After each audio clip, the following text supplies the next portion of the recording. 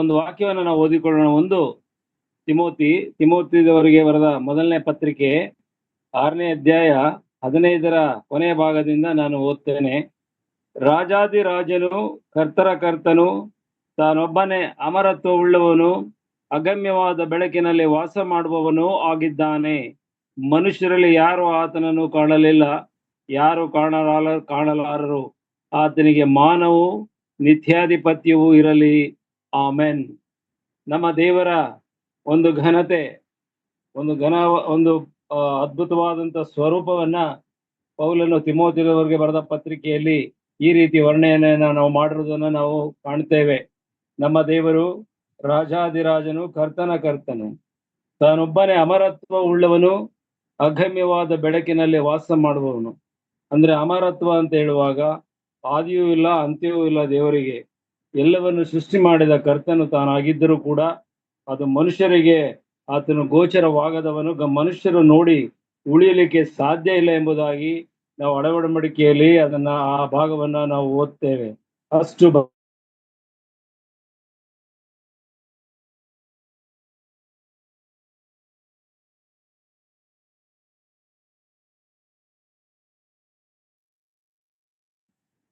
Stevenson ಅಣ್ಣ ಏನು ಕೇಳಿಸ್ತಾ ಇಲ್ಲ, ನೆಟ್ವರ್ಕ್ ಪ್ರಾಬ್ಲಮ್ ಇದೆ. ಬೇರೆಯವ್ರಿಗೆ ಕೇಳಿಸ್ತಾ ಇದೆಯಲ್ಲ, ಹಾಗಾಗಿ ನಾವು ದೇವರ ಬಗ್ಗೆ ಇಷ್ಟೆಲ್ಲ ತಿಳಿದುಕೊಳ್ಳಬಹುದು.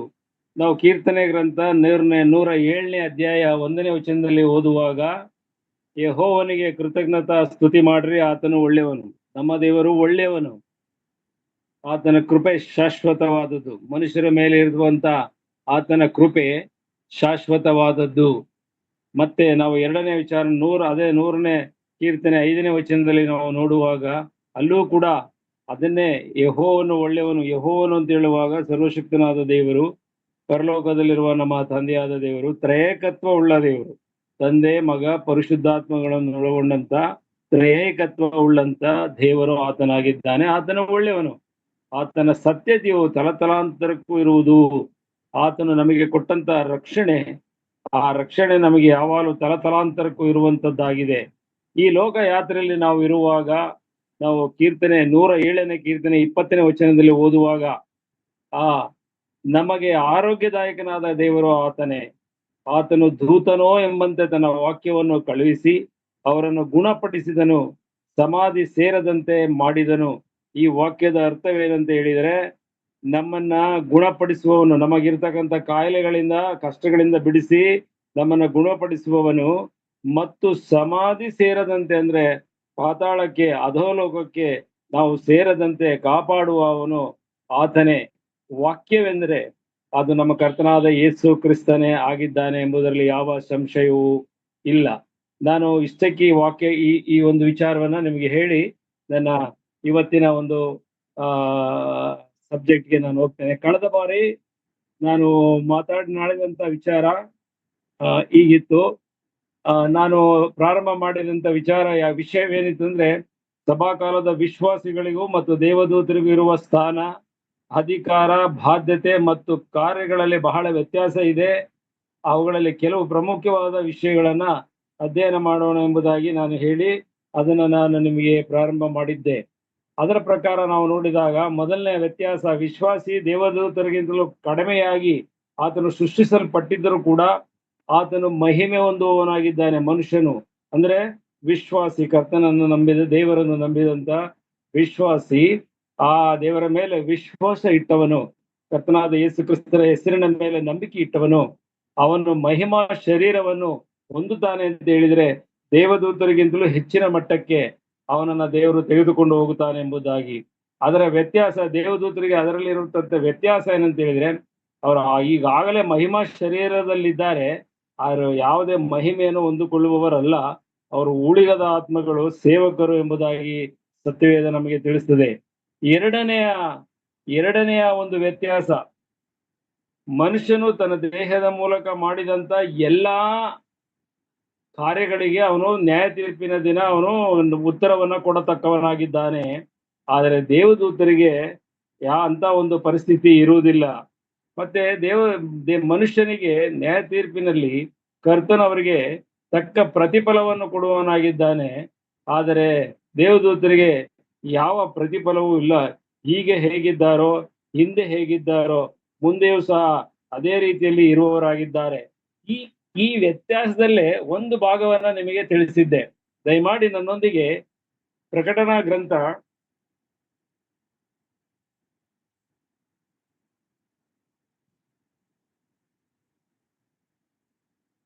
4ನೇ ಅಧ್ಯಾಯ, ದಯಮಾಡಿ ನನ್ನ ಜೊತೆ ನೀವು ಆ ವಾಕ್ಯ ಭಾಗವನ್ನ ತೆಗಿಬೇಕಂತ ಹೇಳಿ ನಾನು ಕೇಳ್ಕೊಳ್ತಾ ಇದ್ದೀನಿ. ಪ್ರಕಟಣಾ ಗ್ರಂಥ 4ನೇ ಅಧ್ಯಾಯ, ನನಗಾಗಿ ನೀವು 1ರಿಂದ 11 ತನಕ ಯಾರಾದರೂ ದಯಮಾಡಿ ಯಾರೋ ಒಬ್ರು ಇಬ್ರು ಯಾರಾದರೂ ಅದನ್ನ ಓದ್ಬೇಕಂತ ಹೇಳಿ ನಾನು ಕೇಳ್ಕೊಳ್ತೇನೆ ನಿಮ್ಮಲ್ಲಿ. ಇವುಗಳಾದ ಮೇಲೆ ನಾನು ನೋಡಿದಾಗ ಪರಲೋಕದಲ್ಲಿ ತೆರೆದಿದ್ದ ಬಾಗಿಲು ಕಾಣಿಸಿತು, ಮತ್ತು ನನ್ನ ಸಂಗಡ ತುತ್ತೂರಿಯು ಮಾತಾಡುತ್ತದೋ ಎಂಬಂತೆ ನಾನು ಮೊದಲು ಕೇಳಿದ್ದ ವಾಣಿಯು ಕೇಳಿಸಿತು. ಇಲ್ಲಿಗೆ ಏರಿ ಬಾ, ಮುಂದೆ ಆಗಬೇಕಾದವುಗಳನ್ನು ನಿನಗೆ ತೋರಿಸುವೆನು ಎಂದು ಹೇಳಿತು. ಕೂಡಲೇ ದೇವರಾತ್ಮವಶನಾದೆನು. ಆಗ ಇಗೋ, ಪರಲೋಕದಲ್ಲಿ ಒಂದು ಸಿಂಹಾಸನವಿತ್ತು. ಸಿಂಹಾಸನದ ಮೇಲೆ ಒಬ್ಬನು ಕೂತಿದ್ದವನು ಕಣ್ಣಿಗೆ ಸೂರ್ಯಕಾಂತ ಪದ್ಮರಾಗ ಮಣಿಗಳಂತೆ ಕಾಣುತ್ತಿದ್ದನು. ಸಿಂಹಾಸನದ ಸುತ್ತಲೂ ಪಚ್ಚೆಯಂತೆ ತೋರುತ್ತಿದ್ದ ಮುಗಿಲು ಬಿಲ್ಲು ಇತ್ತು. ಇದಲ್ಲದೆ ಸಿಂಹಾಸನದ ಸುತ್ತಲೂ 24 ಸಿಂಹಾಸನಗಳಿದ್ದವು.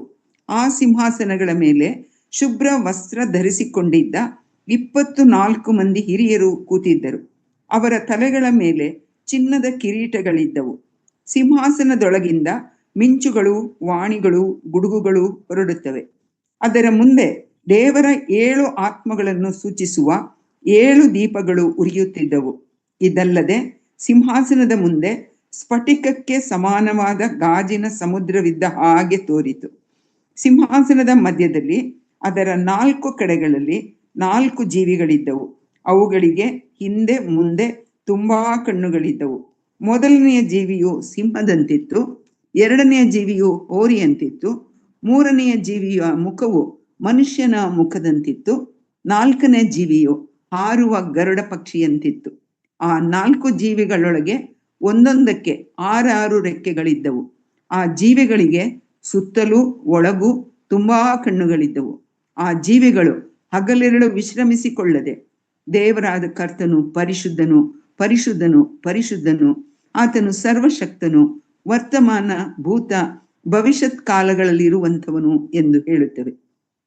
ಯುಗ ಯುಗಾಂತರಗಳಲ್ಲಿಯೂ ಜೀವಿಸುವವನಾಗಿ ಸಿಂಹಾಸನದ ಮೇಲೆ ಕೂತಿರುವ ಆತನಿಗೆ ಆ 4 ಜೀವಿಗಳು ಪ್ರಭಾವ, ಮಾನ, ಕೃತಜ್ಞತಾ ಸ್ತುತಿಗಳನ್ನು ಸಲ್ಲಿಸುವಾಗೆ ಆ 24 ಮಂದಿ ಹಿರಿಯರು ಸಿಂಹಾಸನದ ಮೇಲೆ ಕೂತಾತನ ಪಾದಕ್ಕೆ ಬಿದ್ದು ತಮ್ಮ ಕಿರೀಟಗಳನ್ನು ಸಿಂಹಾಸನದ ಮುಂದೆ ಹಾಕಿ, ಕರ್ತನೇ, ನಮ್ಮ ದೇವರೇ, ನೀನು ಪ್ರಭಾವ, ಮಾನ, ಬಲಗಳನ್ನು ಹೊಂದುವುದಕ್ಕೆ ಯೋಗ್ಯನಾಗಿದ್ದಿ. ಸಮಸ್ತವನ್ನು ಸೃಷ್ಟಿಸಿದಾತನು ನೀನೇ. ಎಲ್ಲವೂ ನಿನ್ನ ಚಿತ್ತದಿಂದಲೇ ಇದ್ದವು, ನಿನ್ನ ಚಿತ್ತದಿಂದಲೇ ನಿರ್ಮಿತವಾದವು ಎಂದು ಹೇಳುತ್ತಾ ಯುಗ ಯುಗಾಂತರಗಳಲ್ಲಿಯೂ ಜೀವಿಸುವ ಆತನನ್ನು ಆರಾಧಿಸುತ್ತಾರೆ.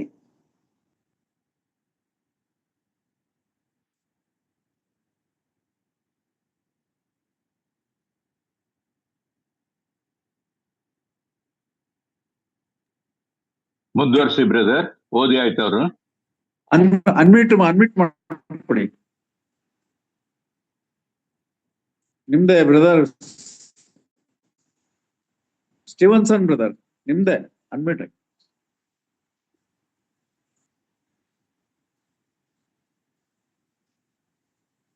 ಸ್ಟೀವನ್ಸನ್ ಬ್ರದರ್ ಕೇಳ್ತಾ ಇಲ್ಲ, ನಿಮ್ಮ ಇದನ್ನ ಅನ್ಮಿಟ್ ಮಾಡ್ಕೊಳ್ಳಿ. ಓಕೆ. ಈ ವಾಕ್ಯ ಭಾಗದಲ್ಲಿ ಯೋಹಾನನು ಪರಲೋಕದ ದರ್ಶನವನ್ನ, ದೇವರ ಸಾನ್ನಿಧ್ಯವನ್ನ ಕಣ್ಣಾರೆ ಕಂಡು ಕರ್ತನು ಅವನು ಹೇಳಿದ ರೀತಿಯಲ್ಲಿ ವಾಕ್ಯವನ್ನ ಬರೆದು ನಮಗೆ ಕೊಟ್ಟಿದ್ದಾನೆ. ಈ ದೇವದೂತರಿಗೂ ಮತ್ತು ವಿಶ್ವಾಸಿಗಳಿಗೂ ಇರತಕ್ಕಂಥ ವ್ಯತ್ಯಾಸವನ್ನ ನಾವು ನೋಡಬೇಕಾದ್ರೆ ಇದು ಕೂಡ ಒಂದು ವ್ಯತ್ಯಾಸವೇ ಆಗಿ ಬರ್ತದೆ. ಹಾಗಾಗಿ ನಾನು ಈ ಭಾಗವನ್ನು ನಾನು ಆರಿಸಿಕೊಂಡಿದ್ದೇನೆ. ಈ ಒಂದು ಸಂದರ್ಭ ಅದು ಯೋಹಾನನಿಗೆ ಆ ಸಮಯದಲ್ಲಿ 90 ವರ್ಷ ಎಂಬುದಾಗಿ ತಿಳಿದು ಬರ್ತದೆ. ದೇವರ ವಾಕ್ಯದ ಪ್ರಕಾರ ಮತ್ತು ಸತ್ಯವೇದ ಅಧ್ಯಯನದ ಪ್ರಕಾರ ಆತನಿಗೆ 90 ವರ್ಷ. ಮೋಶೆಗೆ ದೇವರು ಕರೆದಂತ ಸಂದರ್ಭದಲ್ಲಿ ಅವನಿಗೆ ಇದ್ದದ್ದು 80 ವರ್ಷ. 80 ವರ್ಷದ ನಂತರ ಇವನು ಪತ್ಮೋಸ್ ದ್ವೀಪದಲ್ಲಿ ಶಿಕ್ಷೆಗೆ ಒಳಗಾದಂತವನು ಯಾರು? ಯೋಹಾನನು. ಆ ಪತ್ಮೋಸ್ ದ್ವೀಪದಲ್ಲಿ, ಅದು ಭಯಂಕರವಾದಂತ ದ್ವೀಪ. ಆ ಸಮಯದಲ್ಲಿ ಅಲ್ಲಿ ಮನೆಗಳಾಗಲಿ ಜನಗಳಾಗಲಿ ಇರಲಿಲ್ಲ. ಅಲ್ಲಿದ್ದಂತ ಕ್ರಿಮಿಕೀಟಗಳು ಮತ್ತು ದುಷ್ಟ ಮೃಗಗಳು ಅಲ್ಲಿ ಯಾರನ್ನ ಹಾಕ್ತಾರೋ ಅವರನ್ನ ತಿಂದು ಅಥವಾ ಸಾಯಿಸಿ ಅವ್ರನ್ನ ಸಂಪೂರ್ಣ ಮಾಡ್ಬಿಡ್ತಿದ್ವು, ನಾಶ ಮಾಡ್ತಾ ಇದ್ವು. ಆದ್ರೆ ಅದೇ ಶಿಕ್ಷೆಯನ್ನ ಯೋಹಾನನಿಗೆ ಆ ಸರ್ಕಾರ, ರೋಮ್ ಸರ್ಕಾರ ವಿಧಿಸಿ ಅಲ್ಲಿಗೆ ಬಿಟ್ಟಿತು. ಬಿಟ್ಟಂತ ಸಂದರ್ಭದಲ್ಲಿ ಅವನಿಗೆ ವಯಸ್ಸು 90 ವರ್ಷ. ನಾವು ದಾನಿಯೇಲನ ಚರಿತ್ರೆಯನ್ನು ಗಮನಿಸುವಾಗ, ನಾನು ಇದನ್ನೆಲ್ಲ ಯಾಕೆ ಹೇಳ್ತೀನಿ ಅಂತ ಹೇಳಿದ್ರೆ, ನೀವು ದಯಮಾಡಿ ಗುರ್ತು ಮಾಡ್ಕೊಳ್ಳಿ. ಒಂದು ಕಡೆ ದಾನಿಯೇಲನು 70 ವಾರಗಳ ಆ ಒಂದು ದರ್ಶನವನ್ನ, ಆ ಒಂದು ಪ್ರವಾದನೆಯನ್ನ ಅವನು ಪಡೆದುಕೊಳ್ಳುವಂತ ಸಂದರ್ಭದಲ್ಲಿ ಅವನಿಗೆ ವಯಸ್ಸು 90 ವರ್ಷ. ಅವನು ಯುವಕನಲ್ಲ. ಈ ಏಜ್ನ ನಿಮಗೆ ಮುಂದೆ ಯಾಕೆ ತರ್ತೇನೆ ಅಂತ ಹೇಳಿದ್ರೆ, ಅನೇಕ ದೇವರ ಸೇವಕರು ಮತ್ತು ಸೇವಕಿಯರಲ್ಲಿ 60 ವರ್ಷ, 70 ವರ್ಷ, 80 ವರ್ಷ ಈ ರೀತಿ ಒಂದು ಲೆಕ್ಕಾಚಾರ ದೇವರ ವಾಕ್ಯದಲ್ಲಿ ಇದೆ.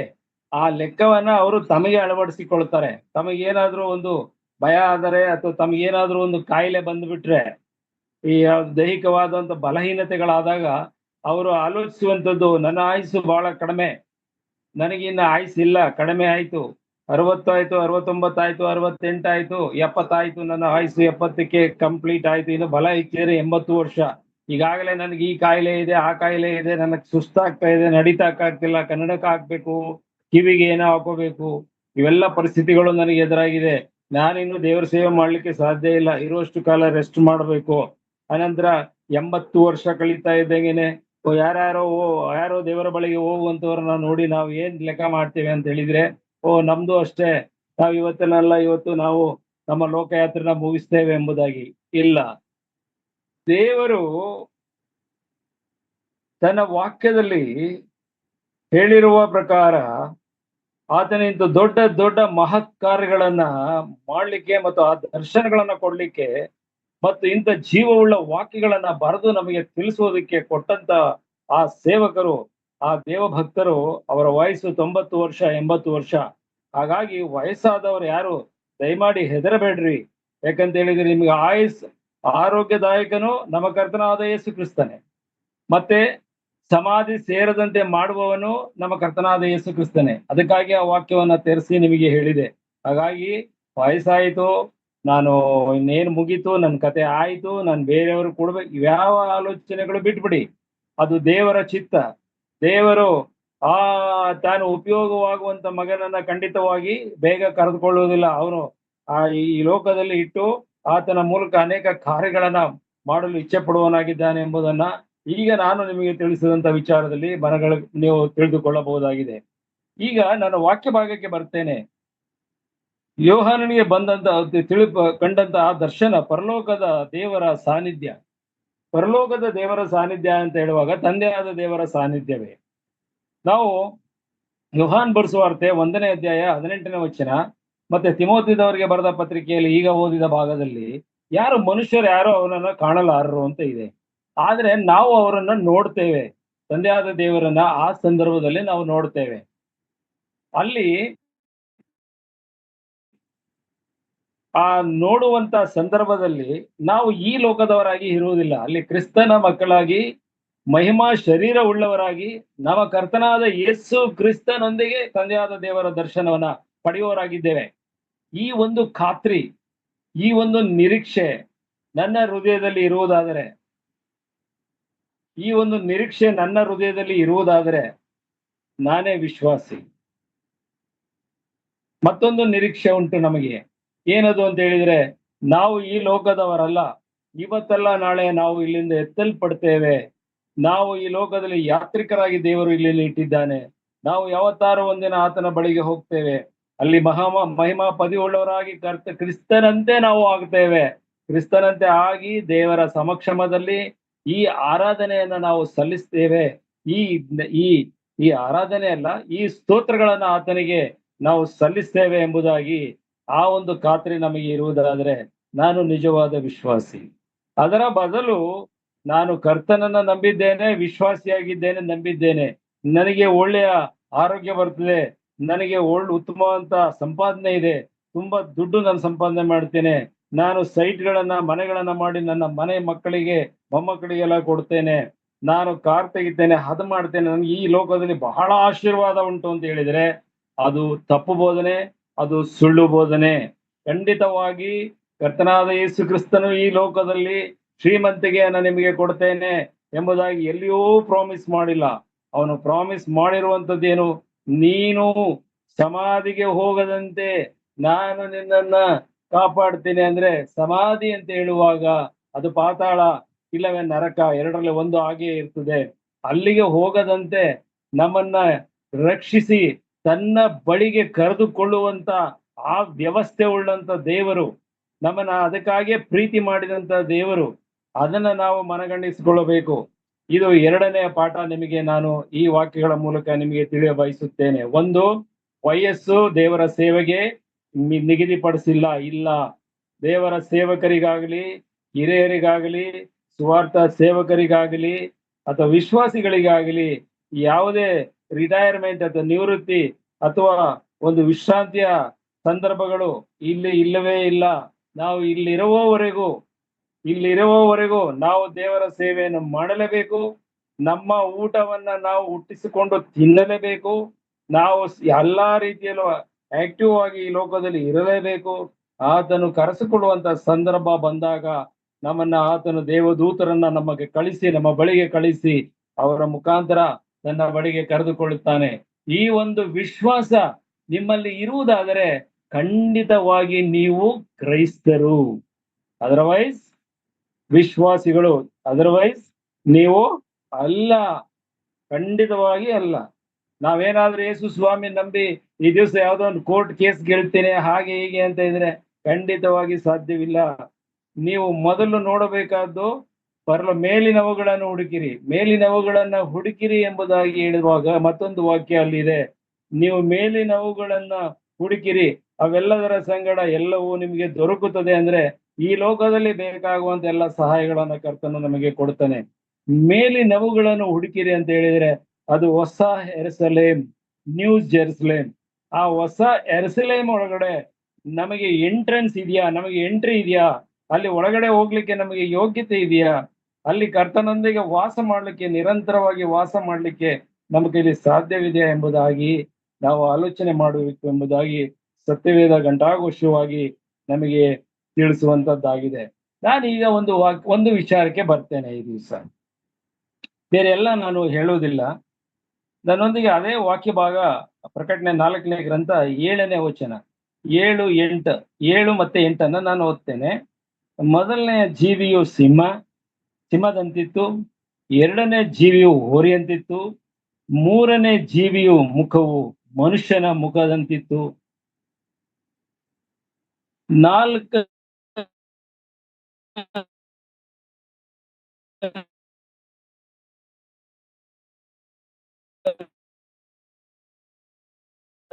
ನಾಲ್ಕನೇ ಜೀವಿ ಪಕ್ಷಿ ಅಂತಿತ್ತು.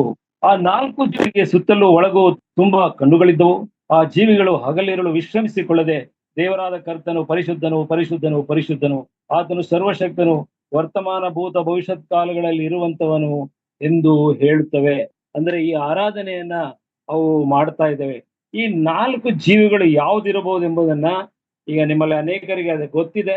ಆದ್ರೂ ಕೂಡ ನಾನು ಅದನ್ನ ಮತ್ತೊಂದು ಪುನರಾವರ್ತನೆ ಮಾಡ್ಲಿಕ್ಕೆ ತುಂಬಾ ಇಚ್ಛೆ ಉಳ್ಳವನಾಗಿದ್ದೇನೆ. ತುಂಬಾ ಇಂಟ್ರೆಸ್ಟ್ ಇರುವಂತ ಒಂದು ವಾಕ್ಯ ಭಾಗ. ದಯಮಾಡಿ ಯಾರು ಆ ಕಡೆ ಈ ಕಡೆ ಹೋಗದೆ ನಿಮ್ಮ ಕೈಲಾದ್ರೆ ಅದನ್ನ ಸ್ವಲ್ಪ ನೋಟ್ ಮಾಡ್ಕೊಳ್ಳೋದು ಒಳ್ಳೆಯದಂತ ಹೇಳಿ ನಾನು ತಿಳಿಸ್ತೇನೆ. ಈಗ ಪ್ರಕಟಣೆ 8ರಿಂದ ಪ್ರಕಟಣಾ ಗ್ರಂಥದಲ್ಲಿ ನಾವು ಓದುವಾಗ, ಇದಲ್ಲದೆ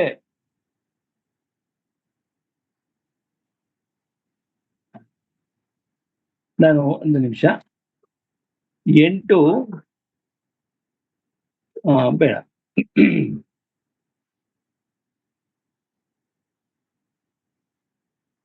ನಾವು ಈ ಜೀವಿಗಳನ್ನ ನಾವು ಗಮನಿಸುವಂತ ಸಂದರ್ಭದಲ್ಲಿ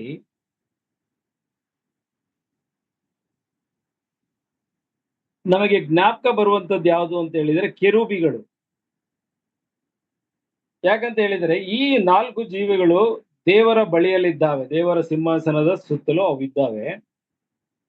ಮತ್ತೆ ಅವುಗಳ ರೂಪ ಲಕ್ಷಣಗಳನ್ನ, ಅವುಗಳ ರೀತಿಗಳನ್ನ ನಾವು ನೋಡಿದಾಗ, ಮತ್ತು ಅವರ ದೇವರನ್ನ ಕೊಂಡಾಡುವಂತಹ ಪದೋಚ್ಚಾರಣೆಗಳನ್ನ, ಶುದ್ಧನು ಪರಿಶುದ್ಧನು ಪರಿಶುದ್ಧನು ಪರಿಶುದ್ಧನು ಎಂಬುದನ್ನು ನಾವು ನೋಡುವಾಗ ಆ ಜೀವಿಗಳು ಅದು ಕೆರೂಬಿಗಳಿಗೆ ಹೋಲಿಕೆಯಾದಂತಾಗಿದೆ.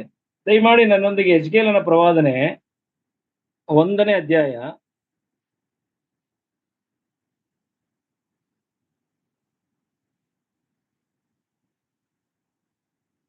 10ನೇ ವಚನವನ್ನ ನಾನು ಓದ್ತೇನೆ. ಮುಖಗಳು ಎಂಥವುಗಳೆಂದರೆ, ಒಂದರ ಮುಂದಿನ ಮುಖವು ಮನುಷ್ಯನದು, ಬಲಗಡೆಯ ಮುಖವು ಸಿಂಹನದು, ಎಡಗಡೆಯ ಮುಖವು ಹೋರಿಯದು, ಹಿಂದಿನ ಮುಖವು ಗರುಡ ಪಕ್ಷಿಯದು. ಅವುಗಳ ಮುಖಗಳು ರೆಕ್ಕೆಗಳು ಮೇಲ್ಗಡೆ ಪ್ರತ್ಯೇಕವಾಗಿದ್ದವು. ಒಂದೊಂದು ಜೀವಿಯು 2 ರೆಕ್ಕೆಗಳು ಪಕ್ಕದ ಜೀವಿಗಳ ರೆಕ್ಕೆಗಳಿಗೆ ತಗುಲುತ್ತಿದ್ದವು. ಇದು ದೇವರ ಸುತ್ತ ಇರ್ತಕ್ಕಂಥ ಆ 4 ಜೀವಿಗಳನ್ನ ಈ ಯೆಜ್ಕೇಲನ ಪ್ರವಾದನೆ 1ನೇ ಅಧ್ಯಾಯ 10ನೇ ವಚನದಲ್ಲಿ ನಾವು ತಿಳಿಸ್ತಾನೆ. ಅದೇ ರೀತಿ ಪ್ರಕಟಣೆ ಗ್ರಂಥ 4ನೇ ಅಧ್ಯಾಯ 8ನೇ ವಚನದಲ್ಲಿಯೂ ಕೂಡ ಇದೇ ಜೀವಿಗಳ ಬಗ್ಗೆ ಯೋಹಾನನು ಬರೆದಿದ್ದಾನೆ. ಆ ಜೀವಿಗಳಿರ್ತಕ್ಕಂಥ ಲಕ್ಷಣ ಇಲ್ಲಿ ನಾವು ಈಗ ಓದಿದ್ದೇವೆ. ದಯಮಾಡಿ ನನ್ನೊಂದಿಗೆ 4ನೇ ಅಧ್ಯಾಯ 7ನೇ ವಚನದಲ್ಲಿ ನಾವು ನೋಡುವಾಗ ಅವುಗಳು ಕೂಡ 4 ಜೀವಿಗಳಿಗೆ ಮುಖಗಳಿದೆ. ಒಂದಕ್ಕೆ ಸಿಂಹ ಅಂತ ಇದೆ, ಒಂದು ಹೋರಿ ಅಂತಿದೆ, ಮತ್ತೊಂದು ಮನುಷ್ಯನಂತಿದೆ, ಮತ್ತೊಂದು ಗರುಡ ಪಕ್ಷಿ ಅಂತ ಇದೆ. ಈ ಎರಡು ವಾಕ್ಯಗಳಲ್ಲಿ ಬರೀತಕ್ಕಂಥ ಜೀವಿಗಳು ಒಂದೇ. ಯಾಕಂದ್ರೆ ಒಂದಕ್ಕೊಂದು ಹೋಲಿಕೆ ಇರುವುದರಿಂದ ಈ ಕೆಲವು ಮುಖದಲ್ಲಿ ವ್ಯತ್ಯಾಸವಿದ್ದರೂ ಕೂಡ ಅವು ಕೆರೂಬಿಗಳ ವರ್ಗಕ್ಕೆ ಸೇರಿದವುಗಳಾಗಿವೆ ಮತ್ತು ಅವು ಕೆರೂಬಿಗಳೇ ಆಗಿದೆ ಎಂಬುದಾಗಿ ನಾವು ತಿಳ್ಕೊಳ್ಳಬಹುದು.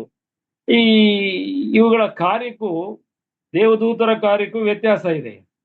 ಈ ಕೆರೂಬಿಗಳ ಕಾರ್ಯಕ್ಕೂ ದೇವದೂತರ ಕಾರ್ಯಗಳಿಗೂ ವ್ಯತ್ಯಾಸವಿದೆ. ಕೆರೂಬಿಗಳು ಯಾವಾಗಲೂ ದೇವರ ಸಿಂಹಾಸನದ ಬಳಿ ಇದ್ದು ಸೇವೆ ಮಾಡುತ್ತಾರೆ. ಆದರೆ ದೇವದೂತರು ದೇವರ ಚಿತ್ತದಂತೆ ನಾನಾ ಕಡೆಗಳಿಗೆ ಹೋಗಿ ದೇವರ ಚಿತ್ತದಂತೆ ಅವರು ಕಾರ್ಯ ಮಾಡುತ್ತಾರೆ. ಕೆರೂಬಿಗಳು ಯೆಹೋವನ ಪ್ರಸನ್ನತೆಯಲ್ಲಿರುವ ಕೆರೂಬಿಗಳು ಇರುತ್ತಾರೆ. ಅವರು ಕೆರೂಬಿಗಳು ದೇವರ ಸರ್ವಶಕ್ತನಾದ ದೇವರ ಪ್ರಸನ್ನತೆಯಲ್ಲಿ ಇರುವಂತವಾಗಿವೆ. ಆ ದೇವದೂತರು ಕೂಡ ಆತನ ಪ್ರಸನ್ನತೆಯಲ್ಲಿದ್ದರೂ ದೇವರ ಬಳಿಯಲ್ಲೇ ಇರುವುದಿಲ್ಲ, ಅವು ಬೇರೆ ಕಡೆ ಸಂಚಾರ ಮಾಡುವಂತವು ಆಗಿರ್ತದೆ ದೇವದೂತರು. ಮತ್ತೆ ಕೆರೂಬಿಗಳು ಕೆಲವೊಮ್ಮೆ ದೇವರು ಸಂಚಾರ ಮಾಡುವಂತ ವಾಹನಗಳಾಗಿಯೂ ಕೂಡ ಆ ದೇವರು ಅವರುಗಳನ್ನ ಉಪಯೋಗಿಸುವುದನ್ನ ಅನೇಕ ವಾಕ್ಯಗಳಲ್ಲಿ ನಾವು ನೋಡ್ತೇವೆ. ಮತ್ತು ಈ ಎಲ್ಲಾ ಕಾರಣಗಳಿಂದ ನಮಗೆ ತಿಳಿದು ಬರುವಂತದ್ದು ಆ 4 ಜೀವಿಗಳು, ಅವು ಕೆರೂಬಿಗಳು.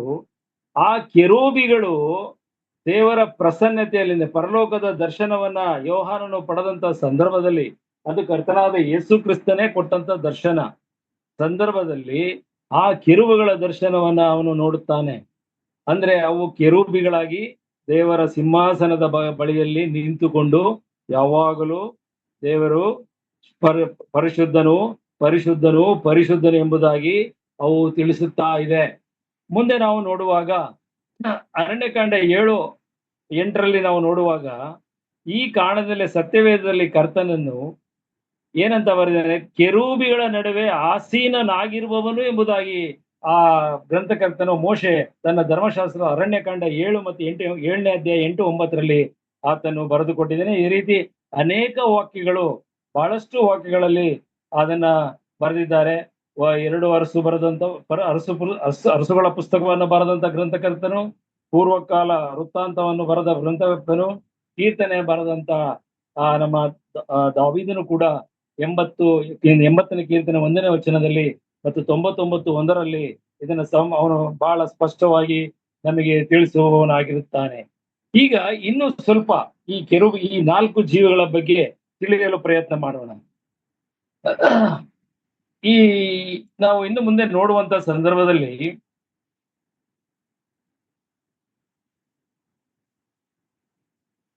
ಈ ನಾಲ್ಕು ಜೀವಿಗಳು ಪ್ರಕಟಣಾ ಗ್ರಂಥ ಮತ್ತು ಹೆಚ್ಕೆಲನ ಗ್ರಂಥ 1:10 ಓದಿದಂತೆ ಈ 4 ಜೀವಿಗಳಿದೆಯಲ್ಲ, ಇವುಗಳನ್ನ ನಾವು ತಿಳ್ಕೊಳ್ಳಲೇಬೇಕು. ಇವುಗಳ ಒಂದು ವಿಶೇಷತೆ ಏನಿದೆ ಎಂಬುದನ್ನ ನಾವು ವಾಕ್ಯದ ಪ್ರಕಾರ ನಾವು ತಿಳ್ಕೊಳ್ಳಬೇಕು. ಈ ವಿಶೇಷತೆಗಳನ್ನ ನಾವು ಗಮನಿಸುವಾಗ ಆ 4 ಜೀವಿಗಳು ಅಂದ್ರೆ ಕೆರೂಬಿಗಳು, ಜೀವಿಗಳು ಅಂತ ಹೇಳುವಾಗ ಕೆರೂಬಿಗಳು ಅಂತ ತಿಳಿದುಕೊಳ್ಳಿ. ದೂತರು ಅಂತ ಹೇಳುವಾಗ ದೇವದೂತರವರು. ದೇವರ ವಾಕ್ಯವನ್ನು ಓದುವಾಗ ಕನ್ಫ್ಯೂಷನ್ನೇ ಮಾಡ್ಕೊಳ್ಬೇಡಿ. ಈ ಜೀವಿಗಳು ಅಂತ ಹೇಳುವಾಗ ಈ ಕೆರೂಬಿಗಳು ಮುಖವು ಬೇರೆ ಬೇರೆ ಇದೆ. ಇಲ್ಲಿ ಏನೇನೋ ನೋಡ್ತಾ ಇದ್ದೇವೆ, ಕೆಲವು 4 ತರದ ಮುಖವನ್ನ ನಾವು ನೋಡ್ತಾ ಇದ್ದೇವೆ. ಆದರೆ ಈ 4 ಮುಖಗಳನ್ನ ನಾವು ವಾಕ್ಯಾನುಸಾರವಾಗಿ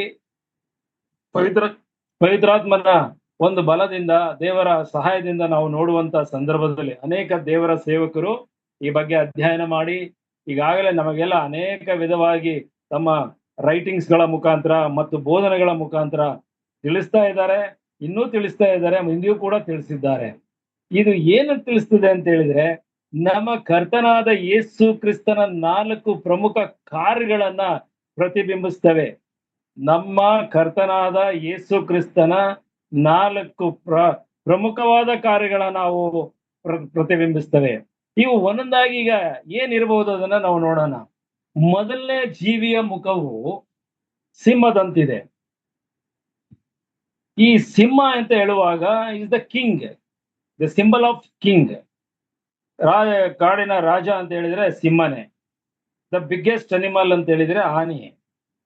ಹಾಗೆ ಮೊದಲನೇ ಜೀವಿಯ ಮುಖ ಸಿಂಹ ಯೇಸು ಕ್ರಿಸ್ತನನ್ನ ಅದು ಅರಸನನ್ನಾಗಿ ಪ್ರತಿಬಿಂಬಿಸ್ತಾ ಇದೆ.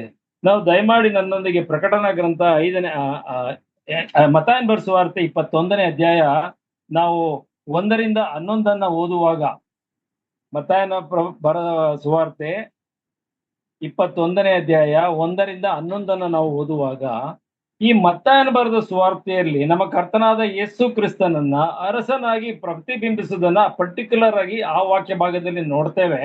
ಅಷ್ಟೇ ಅಲ್ಲ, ಅದು ಪ್ರಾರಂಭದಿಂದ ಅಂತ್ಯದವರೆಗೂ ಅನೇಕ ಕಡೆ ಮತ್ತಾಯನು ಕರ್ತನಾದ ಯೇಸು ಕ್ರಿಸ್ತನನ್ನ ಅರಸನಾಗಿ ಆತನು ಪ್ರತಿಬಿಂಬಿಸುತ್ತಾನೆ. ಹಾಗಾಗಿ ಆ ಸಿಂಹದ ಮುಖವುಳ್ಳ ದೇಹ ಅದು ಮತ್ತಾಯನ ಬರೆದ ಸುವಾರ್ತೆ ಆಗಿದೆ ಎಂಬುದಾಗಿ ನಾವು ಅಭಿಪ್ರಾಯ ಪಡ್ತೇವೆ. ಅದು ಸರಿಯಾದ ಅಭಿಪ್ರಾಯ ಅಂತ ಹೇಳುವುದಾಗಿ ನನ್ನ ಮಟ್ಟಿಗೂ ಅನೇಕ ದೇವರ ಸೇವರ ಮಟ್ಟಿಗೂ ಸರಿ ಇದೆ. ಅದನ್ನ ನೀವು ಇನ್ನೊಮ್ಮೆ ಬೇಕಾದರೆ ನೀವು ಗಮನಿಸಬಹುದು ವಾಕ್ಯವನ್ನ ತೆಗೆದು. ಈ ಮೊದಲನೇ ಜೀವಿಯ ಮುಖವು ಸಿಂಹ ಅಂತ ಹೇಳುವಾಗ ಅದು ಕ್ರಿಸ್ತನನ್ನು ಅರಸನಾಗಿ ಪ್ರತಿಬಿಂಬಿಸಿದಂತ ಸುವಾರ್ತೆ ಆದಂತ ಮತ್ತಾಯನು ಬರೆದ ಸುವಾರ್ತೆ. ಈಗ ನಾವು ನೋಡ್ತಿರ್ತಕ್ಕಂಥ ಪರಲೋಕದ ಆ ಸಾನ್ನಿಧ್ಯವನ್ನು ನೋಡುವಾಗ ಅಲ್ಲಿ ಮತ್ತಾಯನ ಬರೆದ ಸುವಾರ್ತೆಗೆ ಪ್ರತಿಬಿಂಬಿಸ್ತಕ್ಕಂಥ ಆ ಸಿಂಹದ ಮುಖವುಳ್ಳ ಆ ಜೀವಿ ಅಲ್ಲಿ ಇದೆ. ಎರಡನೆಯ ಜೀವಿ ಯಾವುದು? ಅದರ ಮುಖವು ಹೋರಿ ಅಂತಿದೆ. ಹೋರಿ ಅಂತ ಹೇಳುವಾಗ ಅದು ಕ್ರಿಸ್ತನನ್ನು ಸೇವಕನನ್ನಾಗಿ ಪ್ರತಿಬಿಂಬಿಸುವಂತಹ ಸುವಾರ್ತೆ. ಅಂದ್ರೆ ಅದು ಮಾರ್ಕನು ಬರೆದ ಸುವಾರ್ತೆ ಆಗಿದೆ. ಕ್ರಿಸ್ತನನ್ನ ಸೇವಕನನ್ನಾಗಿ ಪ್ರತಿಬಿಂಬಿಸುವ ಸುವಾರ್ತೆ ಅದು ಮಾರ್ಕನ ಬರೆದ ಸುವಾರ್ತೆ. ಅಂದ್ರೆ ಎರಡನೇ ಜೀವಿಯ ಮುಖವು ಹೋರಿ ಅಂತಿದೆ ಅಂತಿದೆಯಲ್ಲ, ಆ ಹೋರಿಯ ಮುಖ ಇರ್ತಕ್ಕಂಥ ಜೀವಿ ಬೇರೆ ಯಾವುದೂ ಅಲ್ಲ, ಅದು ನಿಮ್ಮ ಕೈಲಿರ್ತಕ್ಕಂಥ ಮಾರ್ಕನು ಬರೆದ ಸುವಾರ್ತೆ. ಮಾರ್ಕನು ಬರೆದ ಸುವಾರ್ತೆ 10:45 ಒಂದು ವಾಕ್ಯವೇನಿದೆ, ದಯಮಾಡಿ ನನ್ನೊಂದಿಗೆ ನೀವು ಅದನ್ನ ತೆರೆದು ಸಿಕ್ಕಿದವರು ಓದ್ಬೇಕಂತ ಹೇಳಿ ನಾನು ಕೇಳ್ಕೊಡ್ತೇನೆ. ಮಾರ್ಕನು ಬರೆದ ಸುವಾರ್ತೆ 10ನೇ ಅಧ್ಯಾಯ 45ನೇ ವಚನ.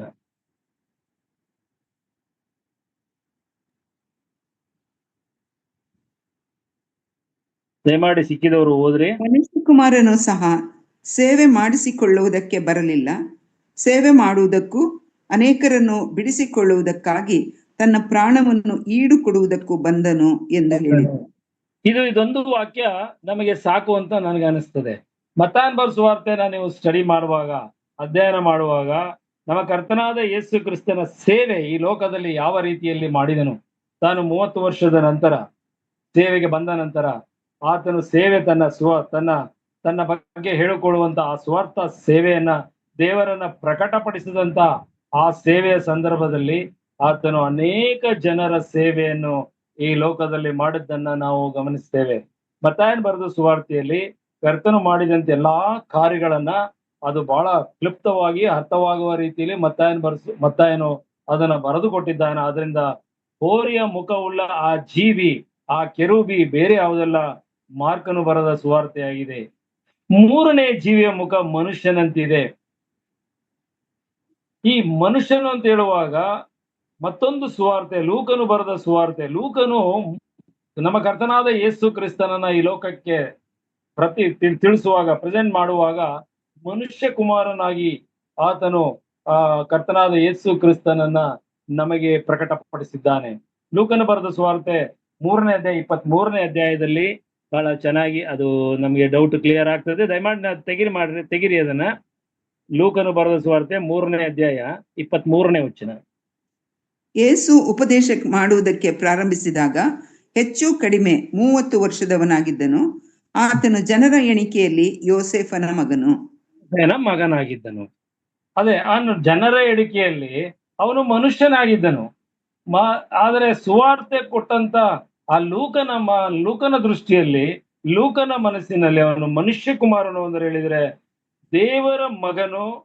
ದೇವರ ಮಗನಾಗಿ ಪರಿಪೂರ್ಣನಾದ ಮನುಷ್ಯನಾಗಿಯೂ ಪರಿಪೂರ್ಣನಾದ ದೇವರಾಗಿಯೂ ಇಲ್ಲಿ ಇದ್ದನು ಎಂಬುದನ್ನ ಆ ಲೂಕನು ಬರೆದ ಸುವಾರ್ತೆ ನಮಗೆ ಸ್ಪಷ್ಟವಾಗಿ ತಿಳಿಸ್ತದೆ. ಆದ್ರಿಂದ ಆ ಜೀವಿ, ಆ ಮನುಷ್ಯ ಮುಖದ ಜೀವಿ ಬೇರೆ ಯಾವುದೂ ಅಲ್ಲ, ನಾವು ಈ ಲೋಕದಲ್ಲಿ ಓದುತ್ತಿರ್ತಕ್ಕಂಥ ಲೂಕನ ಬರೆದ ಸುವಾರ್ತೆ ಎಂಬುದಾಗಿ ನಮಗೆ ಅದನ್ನ ಸಂಪೂರ್ಣವಾಗಿ ತಿಳಿದು ಬರುವಂತ ವಿಷಯವಾಗಿರ್ತದೆ. ಇನ್ನು 4ನೇ ಜೀವಿಯ ಮುಖಕ್ಕೆ ನಾನು ಹೋಗ್ತೇನೆ. 4ನೇ ಜೀವಿಯ ಮುಖವು ಹಾರುವ ಗರುಡ ಪಕ್ಷಿ. ಹಾರುವ ಗರುಡ ಪಕ್ಷಿ ಅಂತ ಹೇಳುವಾಗ ಒಂದು ಎತ್ತರವಾದ ಸ್ಥಳದಲ್ಲಿ ಅಧಿಕಾರಯುತವಾದಂತ ಒಂದು ಸರ್ವಾಧಿಕಾರವನ್ನ ತೋರಿಸ್ತಕ್ಕಂತ ಒಂದು ಚಿಹ್ನೆಯಾಗಿ ಅದು ಗರುಡ ಪಕ್ಷಿ ಲೋಕದಲ್ಲಿ ಇದೆ. ಹಾಗಾಗಿ ಅದು ಬಹಳ ಎತ್ತರದವರೆಗೆ ಹಾರಿ ಲೋಕವನ್ನೆಲ್ಲ ನೋಡ್ತದೆ. ಅದಕ್ಕಿರತಕ್ಕಂತ ಅನೇಕ ವಿಶೇಷ ಗುಣಗಳು ಅದಕ್ಕಿದೆ.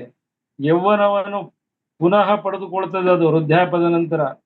ಅದಕ್ಕೆ ಸಾವು ಯಾವಾಗ ಬರ್ತದೆ, ಎಲ್ಲಿ ಇರ್ತದೆ ಗೊತ್ತಿಲ್ಲ. ಅದು ನಾವು ಕಂಡುಹಿಡಿಯೋದು ಬಹಳ ಕಷ್ಟ. ಅದು ಬರುವಾಗ ನಮಗೆ ಭೂಮಿಗೆ ಬರುವಂತ ಸಂದರ್ಭದಲ್ಲಿ ಅದು ಯಾವ ಒಂದು ವೇಗದಲ್ಲಿ ಬರ್ತದೆ, ಯಾವ ವೇಗವಾಗಿ ವಾಪಸ್ ಹೋಗ್ತದೆ ನಮಗೆ ಗೊತ್ತಾಗುವುದಿಲ್ಲ. ಆ ಒಂದು ಗುಣವನ್ನ ನಮಗೆ ತಿಳಿಸಿದವನು ಯೋಹಾನನು ಬರೆದಂತ ಸುವಾರ್ತೆ.